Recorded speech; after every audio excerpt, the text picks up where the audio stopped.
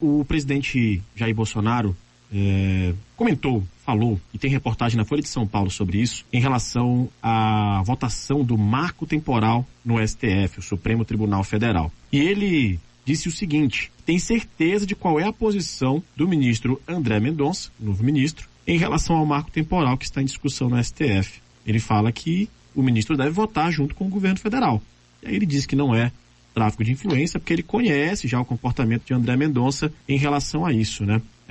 Lembrando que o marco temporal trata da demarcação de terras indígenas e é um tema bastante discutido no país e é um tema em que o governo federal realmente está bastante envolvido. E aí tem agora essa declaração de que o presidente Bolsonaro já sabe qual é o voto de um dos ministros do Supremo Tribunal Federal. Vamos falar sobre isso também, Rose. Pois é, isso além de ser muito escandaloso, porque os ministros não podem adiantar os seus próprios votos, o presidente da República já sabe qual é o voto dele numa questão de fato que está posta em suspenso no STF.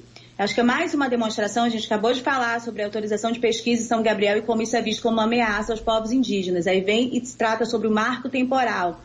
Então é mais um fato sintomático e sistemático de quanto há pressão a respeito dos direitos dos povos indígenas, o quanto essa pauta ela é aflitiva para essa população. Então, essa questão do marco temporal, a gente tratou aqui em setembro, quando começou aquele julgamento, foi suspenso o julgamento em setembro.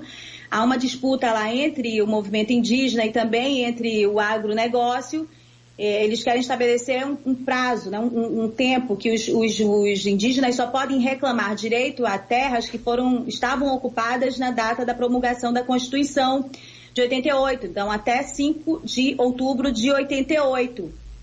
As populações indígenas reivindicam que não, que isso não pode ser, até porque, Rafael, durante a ditadura militar, houve uma série de ilegalidades, de ataques às populações indígenas, então muitos foram retirados dos seus territórios, né, para avançar obras, para avançar uma série de coisas, e morreram, né, foram dizimados em função de todos esses ataques. E, em função desses ataques, eles não estavam nesse território neste período em que se quer colocar como marco temporal. Isso foi suspenso lá em setembro, durante aquela guerra que havia entre o Planalto, o presidente Bolsonaro e o STF. Você lembra, né, que houve uma série de ataques a ministros, sobretudo o Alexandre de Moraes e o Barroso, e em meio àquele cessar-fogo, houve uma ligação do presidente para o Alexandre de Moraes e naquela mesma semana, Alexandre de Moraes foi o autor de um pedido de vista para suspender esse julgamento lá no STF. Você lembra que havia um acampamento, uma forte mobilização, a maior mobilização dos povos indígenas já registrada desde a redemocratização,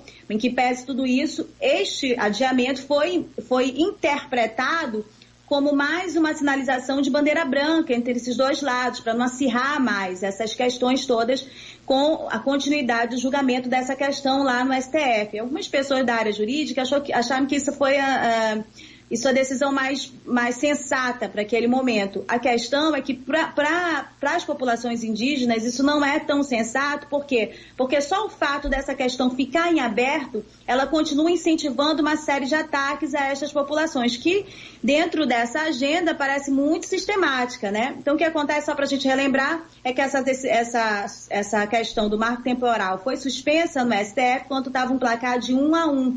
O ministro relator Edson Fachin votou contra, né, essa questão de ter uma data para que eles tenham direito às terras.